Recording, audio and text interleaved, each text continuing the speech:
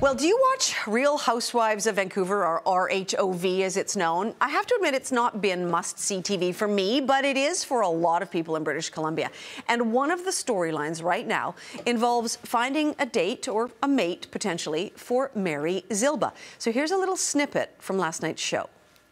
It's new to me to do any kind of matchmaking like this. Like, I've had long-term relationships. I've never been a dater. I've hardly dated in my life. So let me ask you, if we gave you 3 options to choose from, handsome, wealthy, smart, which would you choose? Okay, Mary, don't answer that question. We're here to get the whole package. So we want the whole package. Right, but what's the most important? All of it. I think Jill and Jane could be shooting a little bit too low, but I'll straighten them out real soon. All right, and Jane Carstens is here, that gal saying that you guys might be shooting too low. This woman, what was her name? What is her name? Robin. Robin, she's a tough cookie. Yeah, she was fun. Now, Mary was willing, I thought she was about to give you an answer. I was dying to know. So do we find out which of those 3 was most important to her? Well, yeah, we're going to find out next Tuesday when it all airs, and The Bachelor, her Prince Charming, is going to be revealed. Cool. You can't tell us. I can't tell you right now, but I can tell you some of the things that she was looking for. Okay, what was she looking for? Yeah, she was, you know, looking for someone like herself, a philanthropist, a really good mom. You know, family values were really important to her. So a really good dad. Yeah, a good dad. A parent. Yeah. He needs to have kids. Yep, that was important to her because her boys are really important. She's a really good mom. Mm-hmm. You know, someone that understands as well. I mean, she's got a pretty crazy lifestyle on a reality TV show and a television personality, and her time is really demanding. So she needs to find somebody who equally can understand that kind of thing. How wide did you cast the net for this guy then? Well, you know, we right across Canada, we open it up. You have to whenever you're sort of at a certain high-profile, high-celebrity status. Mm-hmm. Now, how many potential men did you show her? Did she have to choose from? Well, we presented 4 bachelors to her.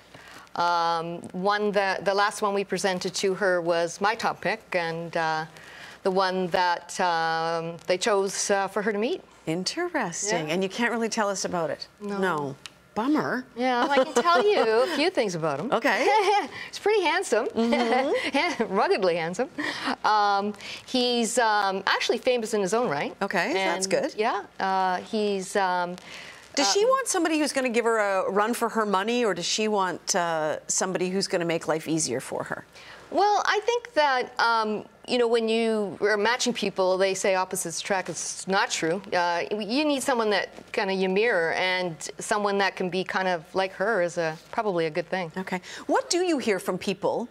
Because this is not the only couple you've set up. You set up a lot of people. What do you hear from people who are single these days about what they're looking for and what kind of difficulties they might be having? Well, I think it's just really hard to get out and meet new people. There's just really no place to go, or people just aren't as open to speaking to one another. We live in this social media world where we sit behind our computers and our handhelds, and we don't really get out and socialize like we used to. Mm-hmm. So. And have your clients typically already tried online dating when they get to you? Some have, some haven't. Some just won't try it. Some can't try it because, well, in the case of Mary, there's no way she could do that. Right. Yeah. She's much too well known. How do you match people up? What are your criteria?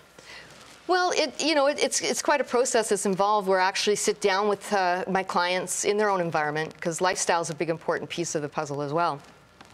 And, you know, working with the criteria that they set for me, and, you know, using some intuition along the way as well. Mm-hmm. Interesting. All right, you're going to stick around with us because our next guest on the show this morning, Gary Jones, our financial guy. We do 5-minute fixes for your finances.